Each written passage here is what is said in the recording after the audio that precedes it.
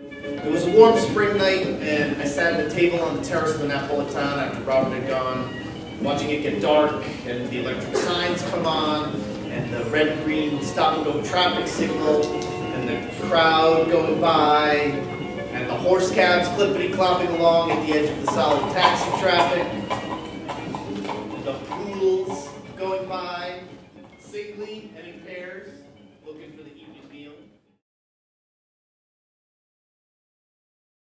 Georgette is, an outsider, but outsider to Paris, but she's also the local who, Jake and his friends are encountering. And she's got these bad teeth that she's always trying to hide, and that kind of became part of this form and part of how I was interacting with speaking French, trying to speak French, covering these teeth. And her sullenness, she's kind of depressed. She's not happy to be in Paris. She's talking about how she doesn't really want to be there. That all kind of fed into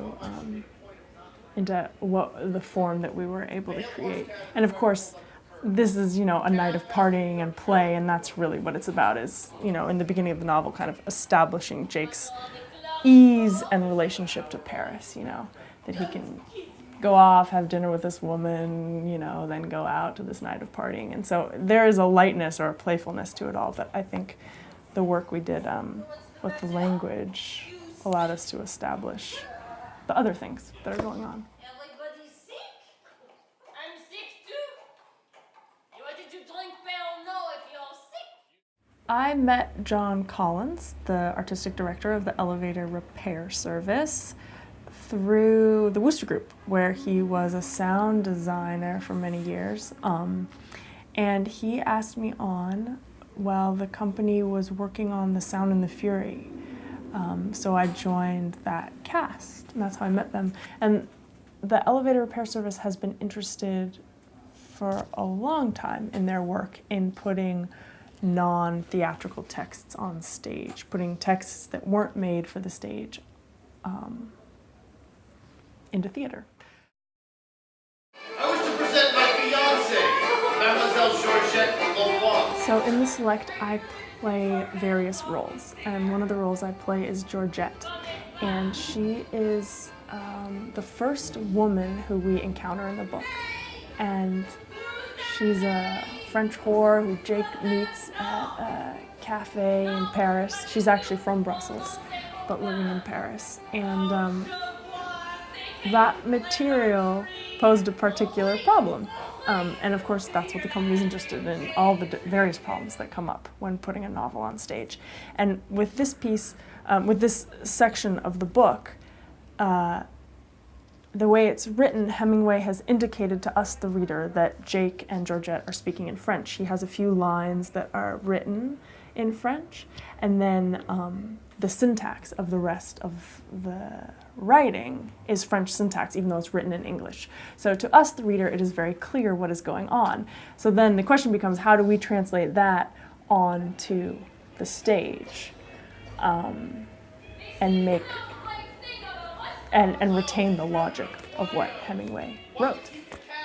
But ultimately what we came to, I met with John about it to see, telling him that I was getting a little confused, and he was like, yeah, I think it's time to try a new tactic. And the idea that he had been thinking about was translating the text into French, kind of the next logical progression, perhaps, in this task of adapting the book.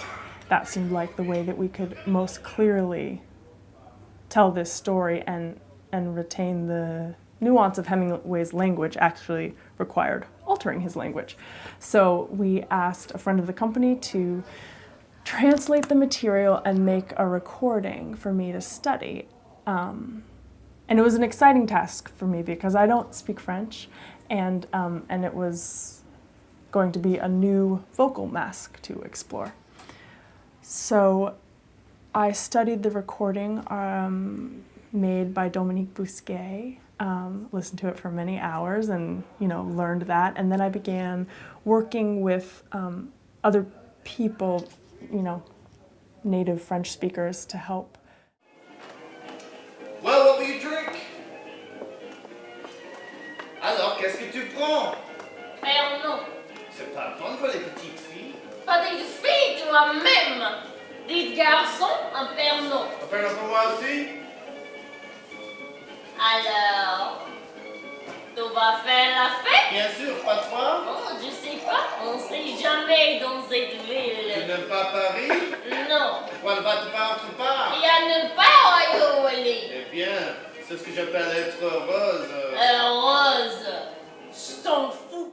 So I hopped off in Paris to meet a friend of mine, a Parisian actor there, Jackie Ito, and he worked with me as well, helping me with the French. And he also suggested 2 films to me with the French actress Arletty, Hotel du Nord and Children of Paradise. So that also became a big grounding point for me. Listening to the French at that time, and there's a kind of upswing that Jackie was saying that I should look at, especially in Hotel du Nord, the way that they speak in that community and at that time. So I was listening for that, and I was also very interested in Arletty. She's obviously a magnet, and her vocal resonance and where the language sits in her was useful to me, especially when she's playing more of a working class character. That kind of nasally resonance was useful for me in lifting the French. So I spent a lot of time with that material.